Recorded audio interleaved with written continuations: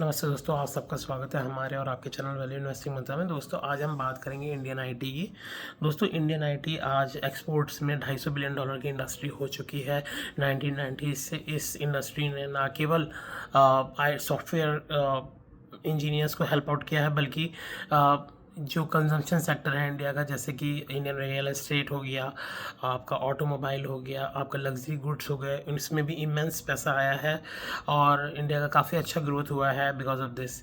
लेकिन अब because of AI everything has changed. अभी तक तो रियल वर्ल्ड यूसेज थोड़ा सा कम था, लेकिन एंथ्रोपिक के बाद से काफ़ी तेज़ी से चीज़ें चेंज हुई हैं।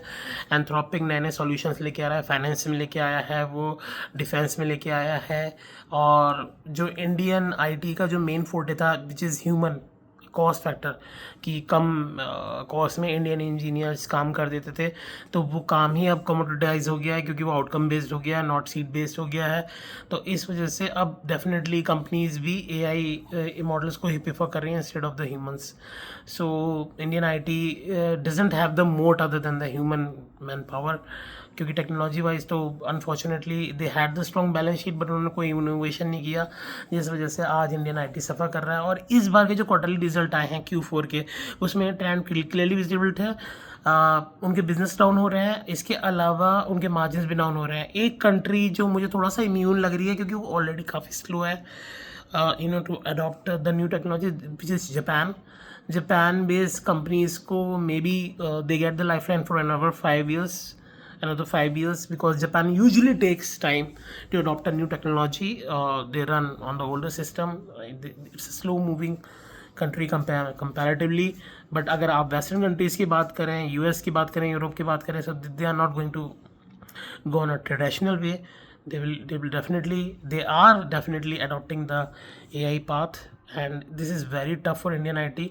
और जो इंडियन आईटी का जो रिपल इफेक्ट है, क्योंकि यहाँ पे जैसे ले ऑफ्स होंगे, सैलरी स्ट्रक्चर डाउन होंगे और कम मैन पावर के साथ कंपनी काम करेंगी, तो इसके ripple effect Indian real estate पे भी आएंगे। और जो आईटी डोमिनेंट सिटीज़ हैं, जैसे कि Bombay, sorry not Bombay, Delhi and Bangalore, और आपका नोएडा एंड गुड़गांव, हैदराबाद, ये सिटीज़ जो है मेनली जो आईटी डोमिनेंट सिटीज़ थी, they are going to suffer very severely.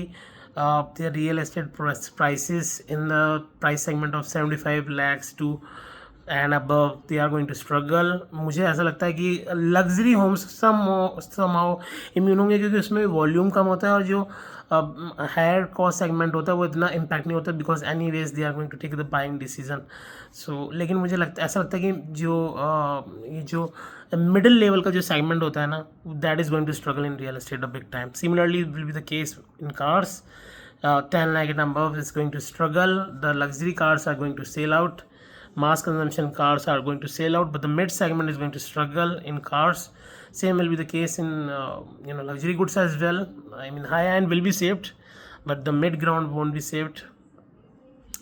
And then the most important thing is that the Indian capital market, जो कि अभी तक हाई पी कमांड करता था, क्योंकि इंडिया को एक सर्विस लेड इकनॉमी समझा जाता था, लेकिन अब because of the Indian IT debacle, it will, अगर इंडियन इंडस्ट्री ने अपने को मैन्युफैक्चरिंग में तेज़ी से तब्दील नहीं किया, तो they will be very big trouble. और अगर हमने मैन्युफैक्चरिंग में अपने को कन्वर्ट कर भी दिया, then also our PE will be down, like countries like China and Vietnam, all those countries which are manufacturing based, their PEs are down.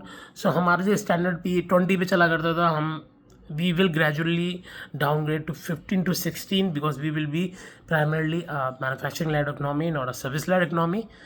And service sector का totally मेरे को लग रहा है कि this coming years will be very troublesome for them.